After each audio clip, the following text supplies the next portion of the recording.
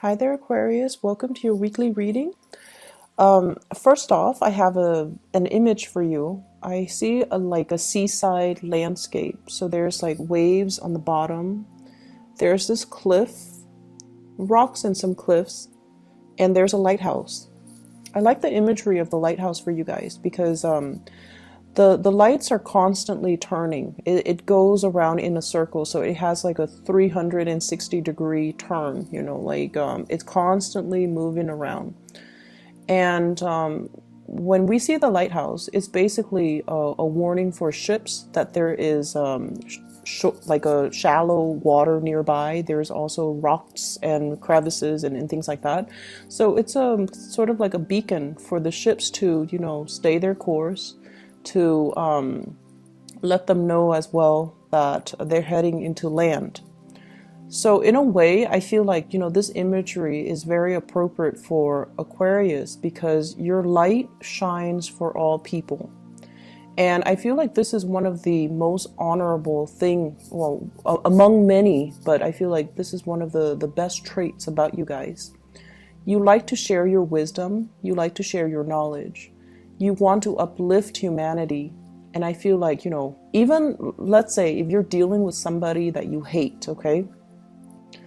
You would never do things to sabotage them. I don't feel like that's an Aquarius thing.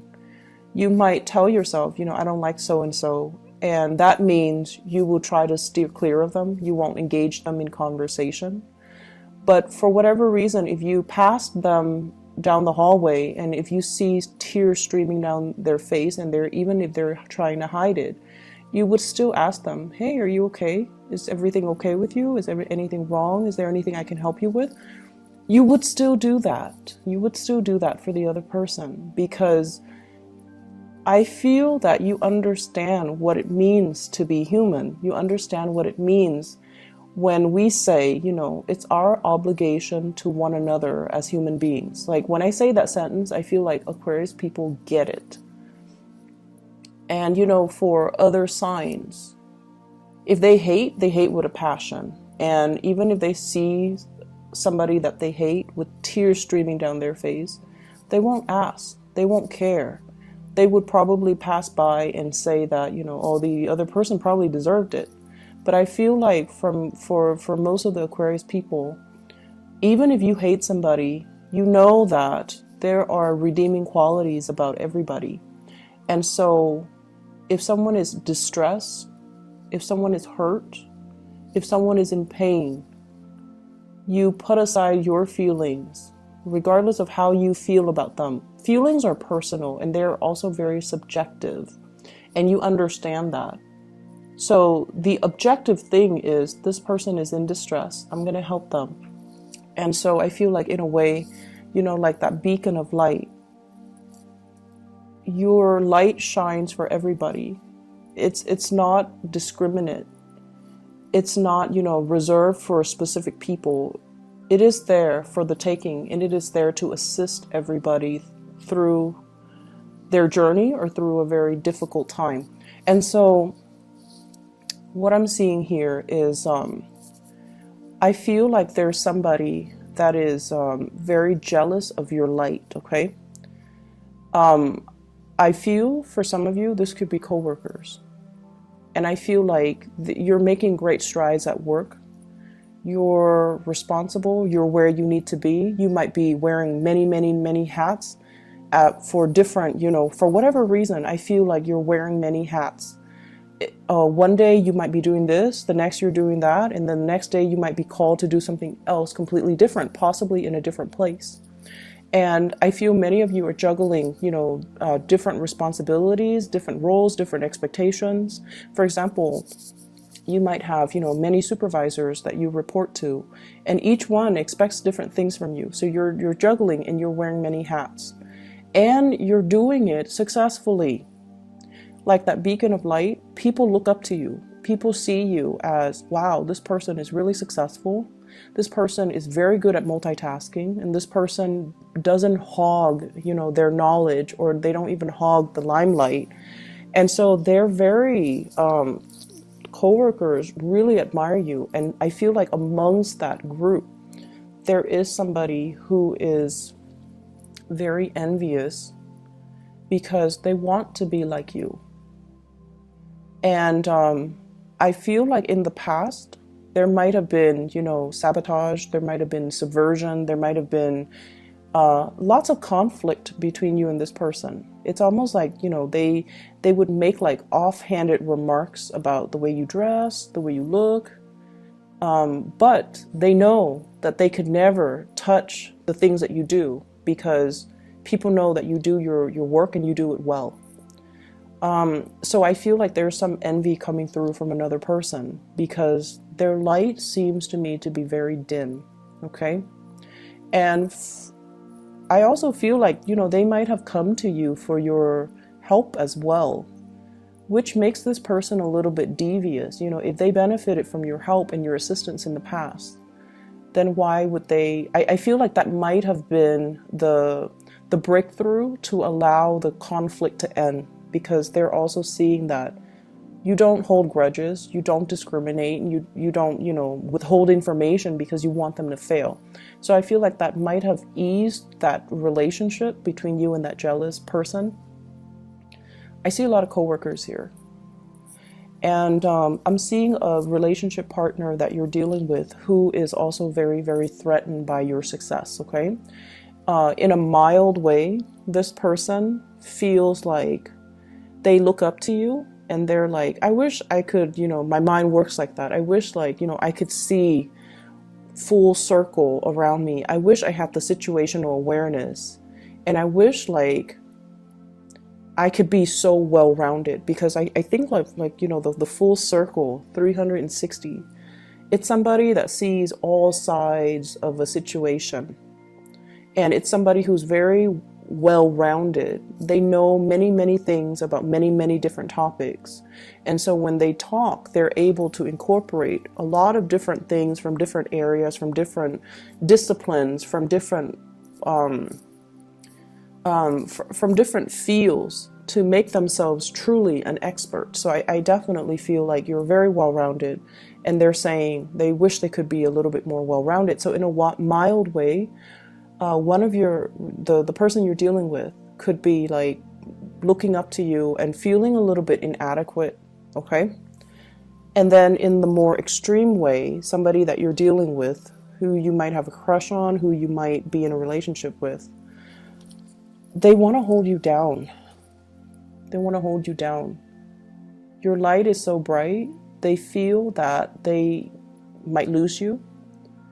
So rather than, you know, making themselves better, rather than working on self-improvement so that they can match your level, because, you know, that requires a lot of spiritual insights and self-awareness.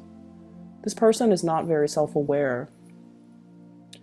They want to hold you back. And I almost feel like they're afraid that if your light shines for all, that you're going to leave them.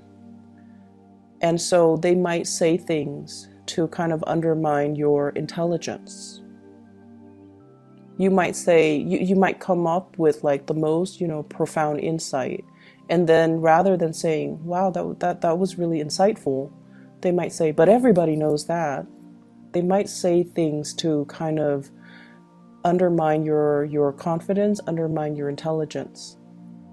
And Aquarius people do not respond well when somebody makes you feel stupid, okay?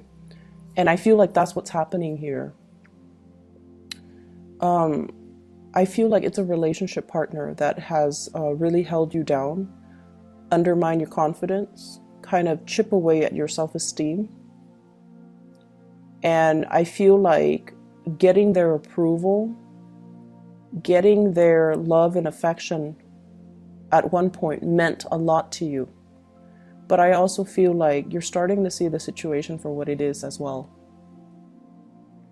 And that's really unfortunate, because when you love, you bare your soul to the other person. So I feel like many of you put yourself out there and became very vulnerable around this person. And this person was not enlightened enough to see the situation for what it is. And they might project their insecurities onto you. So rather than making themselves better, They projected all of their insecurities onto you, and they really held you back. Being with this person really held you back in life. They, I feel like you felt like you couldn't make plans without them, and they stalled on purpose. You felt like you couldn't be a good family member. It's almost like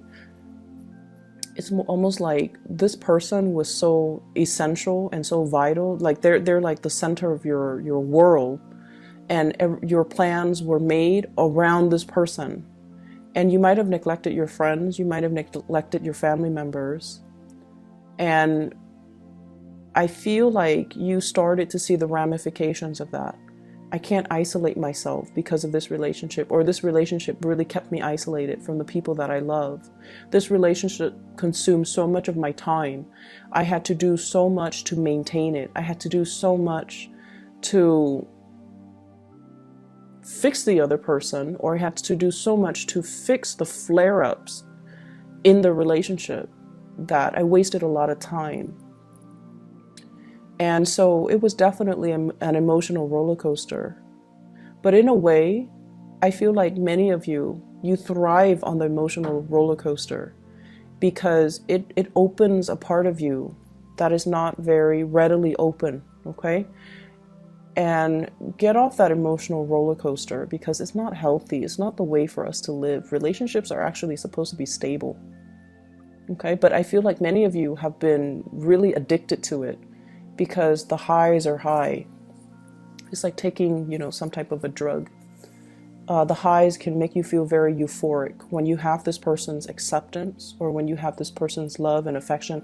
They seem to me like they can be very affectionate, but I also feel like they're very threatened by you. They want to keep you to themselves. When they say jump, they want you to jump. They don't want you to listen to other people. They can be a little bit jealous. But the weird thing is, I don't feel like they show their jealousy in a normal way. So for example, let's say you're dating Joe, and Joe is very jealous, and you come home very late, after a girls' night out with your friends, and Joe is like sniffing you for, to see if there's like cologne on you from other men, okay? Or Joe is like, gives you the silent treatment because he's jealous. Or Joe is all like, let me see your phone. So, those are kind of overt signs of jealousy, right? Like that's what we normally deal with. But I feel like this person acts like nothing happens. And then 3, 4, 5 days later, they're like, so, who's the new boyfriend you picked up a few days ago when you went out with your girlfriend? That's what they do. It's very, very covert, and it's like delayed response. And they had, those 3 days to kind of seethe in resentment or jealousy. And then they come back at very unexpected, inopportune times. That's what I'm sensing. And so I feel like, if somebody expresses that they're jealous right then and there, we can fix it. We can explain things. We can talk to them, and we can just kind of like alleviate the situation or nip the situation in the bud right then and there. But if they wait, when you're like busy doing other things, when you're just like, what are you talking about? When you don't even remember what happened, then it's really hard. But I feel like this is this person's tactic, and that's what they do. So there has been a lot of conflict here. We have the 5 of Swords. 5 of Swords is nasty conflict. This is like winner takes all, This is sort of like fighting dirty, saying things that hurts the other person. It's like using your weakness against you. And winner takes all. One person has all the jewels. One person has all the jewels. The other person is left with nothing. It's like there's no comeback. And there has been an end to this, because I feel like for many of you, this is a person from the past. But I also feel like it's somebody that you're dealing with presently. So it's a spectrum. The behavioral issues, it's a spectrum. In a mild way, they could be very envious, and they want to be like you, but they're not vindictive. But on the opposite end of the spectrum, on the extreme end, like I mentioned before, they could be manipulative, calculating, and vindictive, and very, very controlling. Four of Coins, refusing to let you be. They cling on to you. They hang on for dear life, and they want you to be a certain way.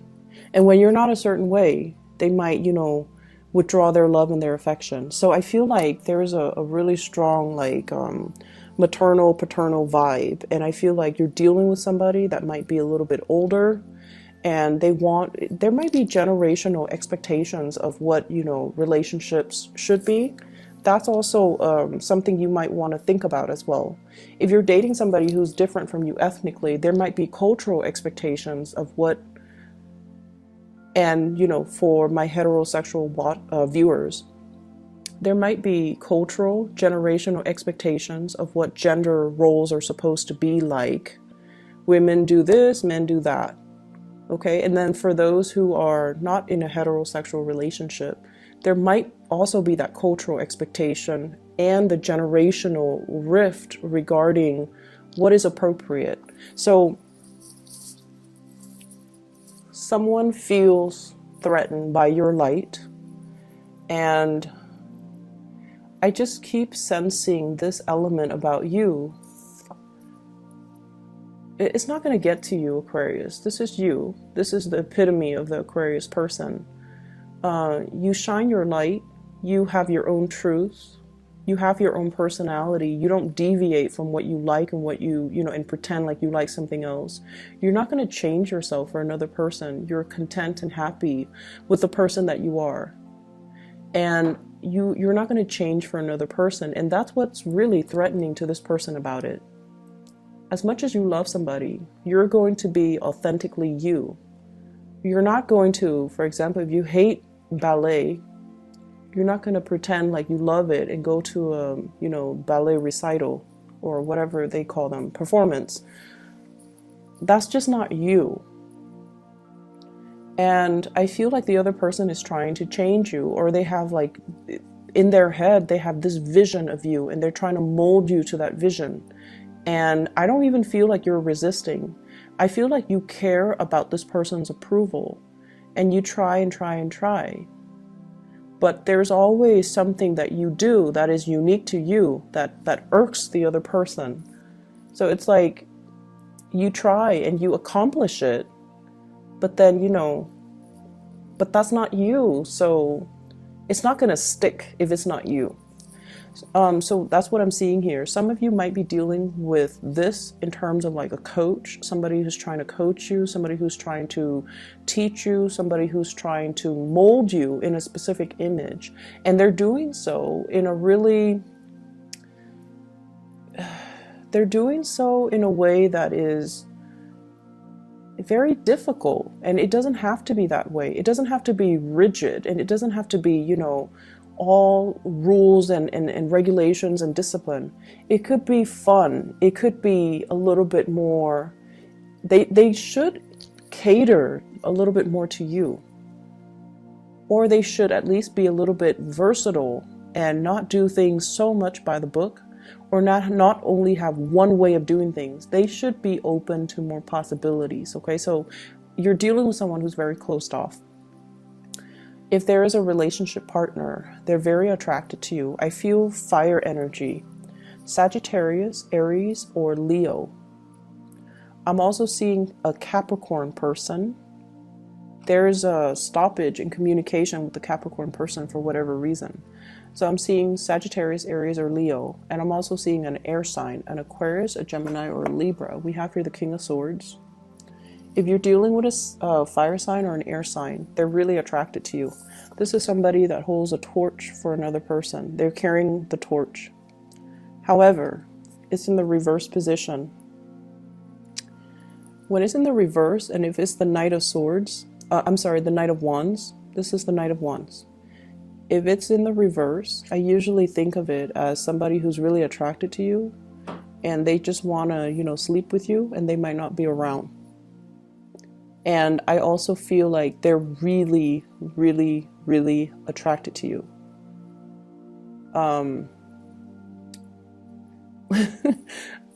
I feel like they might make jokes that are, you know, like sexually explicit jokes, or once again, there's a spectrum. It could be mild or it could be extreme. But when they make these jokes, I feel like you don't know what to say, because I feel the Aquarius that's watching this, anyways, I feel like you're very proper, or at least you put on a front that you're very proper. It could be somebody at work, and in a work environment, you try to be professional and you try to be proper. And I feel like this person might, you know, make those types of jokes. I also feel like, you know, once again, they want to be the center of your world. They don't want to, you know, share you with anybody. So they could be a little bit more on the possessive end. I see there's communication between you and this person, and I feel like the conflict, whatever conflict you've had, it has alleviated. They're coming in their sweet phase for this week. Okay, last week I feel like they were difficult. This week they're a little bit more attention seeking. They're sweeter, and so it gets your hopes up, is what I'm feeling. If it's an air sign, the conflict has ended. Okay. If it's an air sign, I feel like the conversation is a lot more cordial. The conversation as well is a lot more on the platonic front, but there's definitely some underlying things here about, you know, having two people feeling very sexually attracted to one another. The last thing I want to mention, Aquarius, is you're starting to see as well that you have been living your life as independent as you are, and as much as you claim to be very, very independent, people's opinions of you matter, okay? And there's nothing wrong with that. We all succumb to it. And I also feel like you also start to realize that even when you try to please the other person, it could be a mom, it could be a dad, it could be, you know, whoever, a love interest, a relationship partner that you didn't want to leave you. You try to please, you try to, you know, fit their mold or fit their expectations.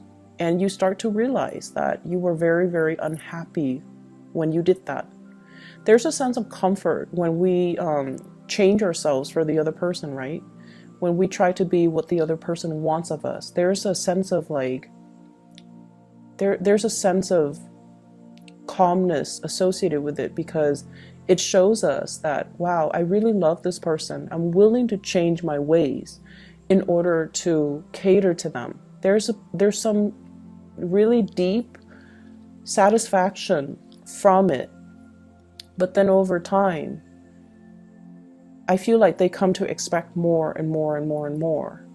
Or they stop seeing you as the person that you truly are. And then it then becomes a situation where you go through like an identity crisis.